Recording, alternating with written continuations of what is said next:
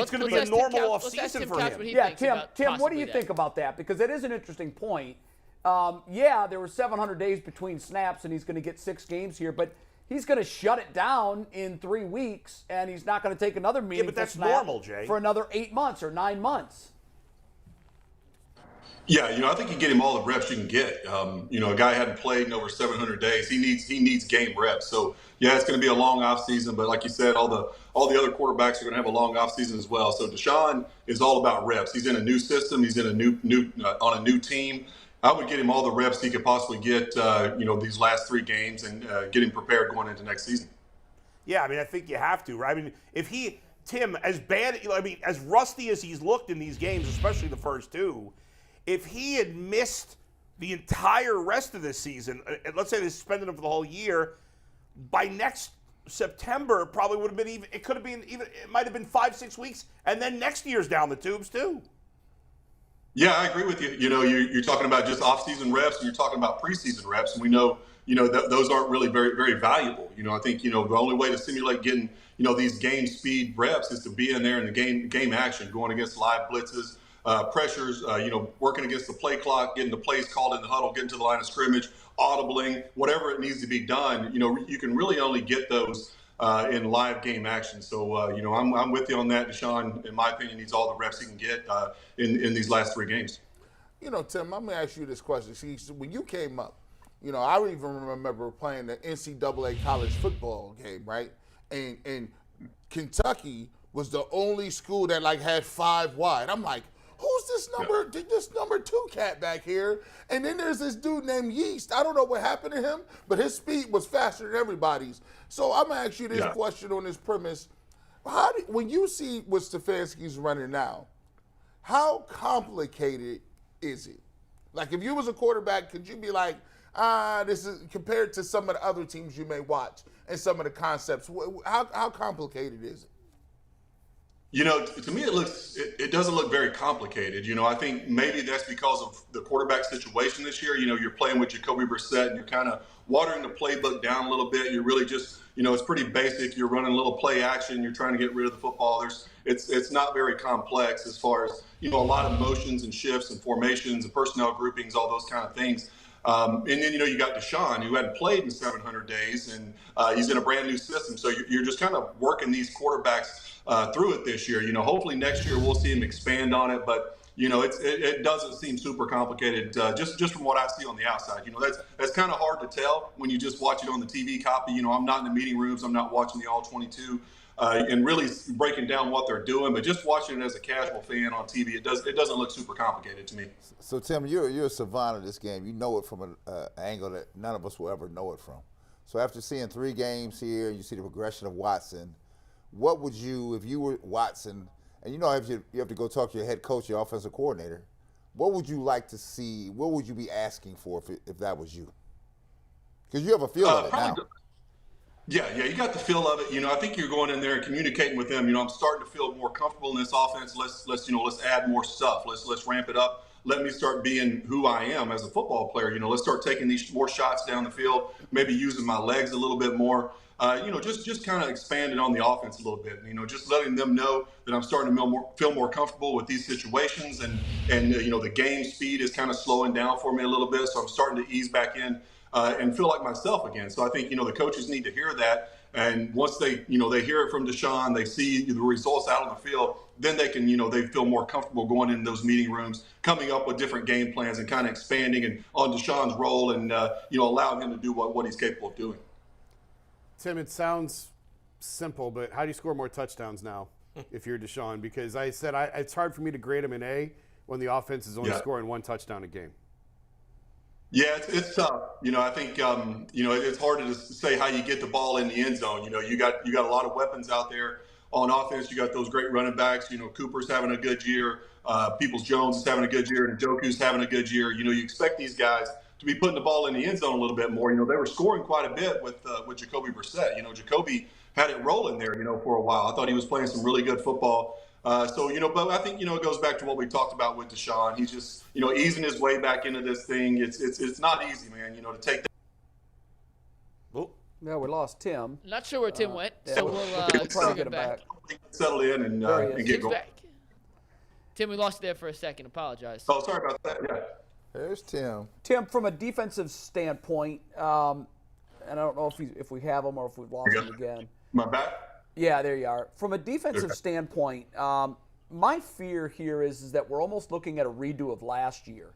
There were so many issues with this defense, so many blown coverages, miscommunication, guys not knowing where they were. Injuries also a big part of it. But the last couple of games, they've started to resemble that second half defense that we saw from 2021 that quite frankly saved Joe Wood's job. And now as we start looking at the totality of the season, if that trend continues, and let's face it, they're not playing any world beater quarterbacks from here on out. If that trend continues, Kevin Stefanski's in a really difficult spot because it was easy to make a decision that this guy's got to go if you're looking at the first 10 games. I still think it's easy. There are those that are already making the case. No. I've heard it. That are already making the case saying, okay, it's together now. The fact of the matter is it can't take 8 or 10 weeks to get it together. I think this is the most critical decision this franchise has to make in the offseason. Where are you leaning right now on Joe Woods? Yeah, I would agree with that, Jay. You know, you go back and look early in the season and where the Browns are now, kind of in the hunt for a wild card berth in those games that they lost. You know, Jay, I remember when they lost that game to the Jets, you said, imagine how bad this is going to suck when the Browns are in contention for a playoff spot and they're missing that one win. And they totally blew it, and that's the defense's fault. You know, especially, you know, a few of those games early in the season, the offense played well enough to win games, man. And the defense really did let them down. Blown coverages, communication issues in the secondary. So I'm probably leaning towards, you know, if I had to, maybe, you know, looking at making a change. But, you know, it's at the same time, they have played really well the last few weeks. You know, you're talking about holding the team to 3 points on Saturday, getting a win. I thought they did a nice job against the previous few weeks as well, kind of getting things going. You know, you're seeing better tackling, better communication on the back end. You know, those kind of things. So it's tough right now. You know, like you said, it's going to be a very big decision going into the offseason. And, you know, you kind of got a mixed bag of results there to go off of. So it'll be a tough decision for Stefanski in that front office. Yeah, to me, it can't be a tough decision at all. You're moving on. The defense, they haven't given up a ton of points. But outside of Burrow, they have faced no good quarterbacks. They're not going to face any good quarterbacks. Bull, can I Their read run the list defense for you is real quick? atrocious. I got to move on. Can I read the list for you real quick? Yeah, it's a of who's who of backups and guys to playing end the out season, the string. this secondary stretch, and Bull, then continue your point. They've played a 45-year-old Tom Brady in a prehistoric offense, Kyle Allen, Joe Burrow, Tyler Huntley, Andy Dalton, Tyler Heineke, and then some combination of Mitch Trubisky, Kenny Pickett, or Mason Rudolph. Yeah, what are we going to learn from that? No. Right. And the defense, it's not like the run defense has gotten any better. It still stinks. They're the worst defense in the league on first down, which is the most predictable down. There's no adjustments made. I'm not being a homer here, but look at the Bengals DC Lou Anarumo, who came out of nowhere. Oh man, Nobody what a heard. job he's The done. Bengals there. make adjustments every game. The Bengals yesterday were down 17-0. Their top 2 pass rushers were out. Their top 3 corners were out, and they completely turned the game around because of the defense. You know how Joe Woods saves his job, or how if you're Kevin Stefanski, how you justify it? This is the only way. Joe Woods tells him, "I don't have NFL caliber defensive tackles. What do you expect from me?" Man, If you stop. fix the middle of that line, you fix a lot. Now listen, I think he's gone because he's lost the locker room and he's lost the trust of the players. I've said that for a month. Yeah. But the only thing I'll say in his defense, he doesn't have NFL Jason, talent in the middle of Bengals the had line. practice squad corners going up against Mike Evans and Come Chris on. Godwin in the second half, Come on. and those guys did nothing. Stop. I don't want to hear it. Stop. Here. Joe Woods has got to be fired. In fairness, Yeah. the Bucs were their own worst enemy. They have a fake punt on, and the guy who's supposed to carry it out, Bernard, didn't know that the fake was on. Agreed. Turnover. They had a fluky fumble on a handoff transition, fumble. Brady threw 2 picks, one of which I wasn't even sure it was still a pick. I mean, the that was definitely Buccaneers, a pick. It the didn't Buccaneers hit the just gift wrapped it. They I know, gift wrapped but in the 2 game. of those turnovers were forced. All right, who cares about the Bucks and Bengals? No, it's the point that you adjusted. Okay, and Joe Woods doesn't listen, adjust. I think Joe's getting fired. I've said that for There's weeks. no argument for He's keeping Joe lost the Woods. locker room. Yeah. But if I'm Joe Woods, I'm going, you did not give me NFL talent. And that's hold fair on his behalf. Jay, he said one thing. He said he lost the locker room. Did he lose Stefanski? Go ahead, G. Bush. Did he lose Stefanski? We'll find out. No excuse for keeping Joe Woods. I'll just say this. My retort as Kevin Stefanski, Mr. Woods, you had somebody on your staff tell me and tell the world that you had your second and third best receivers and a tight end out against the Cincinnati Bengals. And he told the world that it was hard. That's a bad look. To adjust. That was really bad. That's right. You're gone. Bye. Goodbye. Good day, sir. I'm firing the whole Did defensive you staff. not read the fine print? The everlasting gobstopper was taken. You touched the ceiling. The ceiling cost thousands to make. Do you have any idea how much this is today? Tim, I actually think this entire staff could look different next year because I think offensively there's going to be changes. I think some guys can be cherry-picked from other staff. Some guys may leave on their own accord. I just think both sides of this ball, how difficult is that for a head coach to – I think it's very realistic that there's going to be multiple openings on both sides of the ball. How difficult is that for a head coach to now revamp his entire staff? Or is that sort of status quo now in the NFL? You know, I think it's pretty standard, you know, in today's NFL. There's so much turnover each year. A lot of these guys move on to other jobs and things. So you're always replacing guys or going out trying to upgrade certain areas of your team. So I think these coaches are probably used to it. You know, I think it's pretty different than, you know, what it used to be back in the day where coaches were there for a while. And, you know, it was pretty, you know, it wasn't as common as it is now for coaches to leave and get fired and those kind of things. So I think they're probably used to it, but there will be some changes on both sides of the ball. I assume, you know, this, you know, there's some areas of concern on both sides, certainly. And, you know, surely they'll address those in the offseason. I'm telling you right now, boys, there's going to be changes offensively There better as well. be. Well, there should be. No, offensively. So there's going to be. like And I'm what? okay with that. And I think there there's should gonna be- be. He going to give up play caller? No, Oh. I don't think he's giving up play calling, but I think, listen, they've done a great job offensively this year in terms of other coaches are going to look at these guys now and say, I want that guy on my staff. Well- I think you're going to see guys leaving this staff for promotions on other teams. I think we keep talking about defensively. Who besides Callahan would get promoted? On the offensive side, Yeah. I mean, Drew Petzing, the quarterback's coach, I think is gone next year. I think he could take a job as a coordinator somewhere else.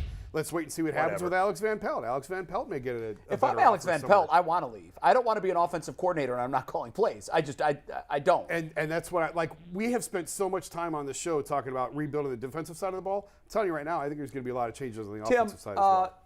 Compare Brissett to Watson, and I know obviously Watson's only had the 3 games, but there's no denying that the production of this offense has taken a step back. It's down in points, in yards, completion percentage, just about every measurable metric.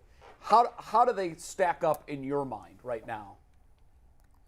Well, you know, I think Jacoby had a heck of a season. He really did. There's no denying that. I think he exceeded all expectations that everyone had from him coming into the season. And, you know, he played really good football. And, you know, he had this offense going. You know, like we talked about earlier, he was putting points on the board. He was making plays. He was taking care of the ball, especially those last few games. He looked really good.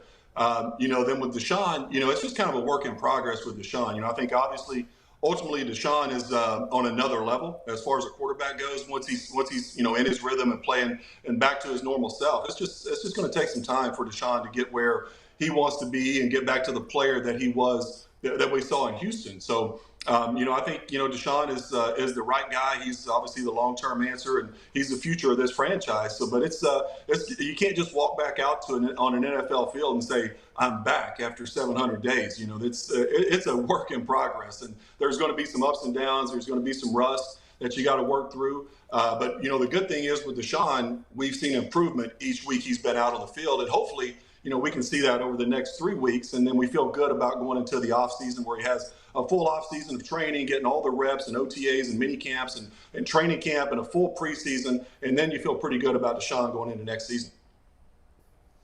Well, Stefanski is now 26-22 if you count his playoff victory. And there's nothing to write home about. It's above 500. But sadly, Tim, this is now, it makes him the most winning coach, the winningest coach in the Browns' rebirth history, going back to 1999. I think that speaks volumes for where this franchise has been over the last 30-plus years. But there has been some discussion about, is Stefanski the guy to move this franchise forward? Have you seen anything that would lead you to think that it's in the best interest of this organization to make a change all the way at the top? No, I don't think so. I think you stick with Stefanski one more year. I think, you know, he's always got that, why didn't have Deshaun Watson this year? What they want to see what Kevin Stefanski can do with a full season of Deshaun Watson, and I think that's probably fair. I think that's why they brought Deshaun in to match him with this coach and this system. They feel like it's going to be a really good fit. So I haven't seen anything that I would say it's time to move on at the head coaching position. I think he deserves another year. This year has been really tough. And I think he's done well. On offense for what he's had to deal with, all these, with his quarterback situation and everything like that. You got to probably go in the offseason, you're thinking upgrade the wide receiver position, get some more explosive players in here, and a Deshaun Watson that's hopefully hitting on all cylinders, and this offense could look completely different next season. I have one non-Browns for you. Could we have a moment of silence for Matt Ryan? Poor Matt Ryan, who's now blown the biggest lead in Super Bowl history and in the regular season. Have you been in avalanches like that where you just can't get out? It's just coming down on you and you can't get out from under it? And what can you do as a quarterback to try and stem the tide when it's rolling like that against you? Man, that was tough to watch. And, I haven't been in a game where it was that lopsided and had a team come back. That's just hard. Like, as a quarterback, you're trying to hold it together and, trying to make some plays. And then it seems like, a turnover here or there, and they keep making, this comeback. And there's really nothing you can do once a team gets all that momentum and gets rolling on you like that. But it was an epic meltdown, man. I watched that game. You're 33-0 at halftime. You're thinking, there's no way they get back in this thing. Maybe they make it, interesting in the second half, but it's not going to really be, where they can come back and fully make a comeback and win this game. And then those plays just kept happening over and over. And like, man, you just kind of felt it, going in probably about midway through the third, going into the fourth quarter. You're like, I think they're going to make a comeback here. You just kind of felt that it was going to happen, felt that momentum really switching to the other side. And it was an unbelievable game to watch, man. And, I guess that's Kirk Cousins, second time he's been on one of those lopsided comebacks. And I guess he did that when he was in Washington as well. So, and it was a fun game to watch as a fan, but it had to be just absolutely brutal for Colts fans and Matt Ryan. You talk about the momentum. It was, at some point, it felt like everybody on the planet, except for those wearing Colts gear, wanted that to happen. Yeah. The officials, all the breaks. There were 2 4th and inches that I don't know. I thought one of them, Brian, had the yard to gain. And if either one of those are first downs, the game's over. The comeback cannot happen. Yeah. And nobody's talking about this, but it was like every single bounce of the ball, every little inch that had to be given, everything. Even the announcers were just, you could hear it in their voices. They wanted to be part of history. And now they are. How are we liking that Jeff Saturday free pass to the front of the line now? I like it still. I still like it. I do. I still like it? They're a better team now than they were before the season, before he took over. No, they're not. Yes, they are. They're 1-4. They are. And they beat the Philadelphia Eagles. That is factually And they lost incorrect. 3 games by 1 score. And They didn't all beat 3 the of those Eagles. games. They didn't beat the Eagles. They beat the Raiders. Oh, I'm sorry. They beat the Raiders. They should have beaten the Eagles. That was another one There's where 100 games each year where you can say the other team should have won. the Eagles have lost how many games this year? 1. Okay. They didn't lose When to the I Colts. watched the Colts game, it was one of those games. I watched the whole game. It was one of those games where I'm like, the Colts are just playing better. They're not the better team, but they were playing better. And at the end of the game, when they had a 4th and long, they converted on it, and they did what they needed to do to win the game. But when I saw that game, I just said he's getting more out of his guys than they were before. Well, he got him a 33-point choke. I don't know what to tell you. You did. And that will That's always it. be on his resume. But Yeah. I don't know that Jeff wants the job. I've talked to a couple of mutual friends. I'm not sure he wants to do this moving forward past this year. I know it was something that he wanted to try, I was gonna say, why and he's do it glad now? he did. But from what I'm hearing, it was more of an understanding on his part. I'm going to get you to the end of the year, and I'm not the guy for this job long term. He can go back to ESPN and resume his cushy life at the click of a finger. And I think that's what he wanted to do from jump. And Thanks. he may end up doing that. I'm not sure. Thanks, Tim. Tim, great stuff, man. All right, thanks, guys. Happy All right, holidays. appreciate it. Have a great Christmas, and we'll talk to you soon. Real quick before we Thank let you. You Tim guys go. too. Merry Christmas. Oh, hold on, Tim. McNuggets has Tim, something I got for one you. more thing. You beat me in fantasy this week, securing my spot to do stand-up comedy, so I did come in last place. So thank you, Tim, for not setting mine up at all this entire season. Still beating Tim me. was prepared to do it. Yeah. Tim was going to do the comedy stand-up, but now he doesn't have to. Man, that would have been Doesn't have brutal. I'd be horrible as a stand-up. I don't know if I'd be any better. Mike's not And gonna be also, any Tim, better. we appreciate you for sending some signed memorabilia up to UCSS Studios. We're going to give those away. All you got to do is head to wkyc.com/contest to enter. You can win some free swag from Tim, Leroy, and DeQuell. It's all in the perfect Browns holiday gift package.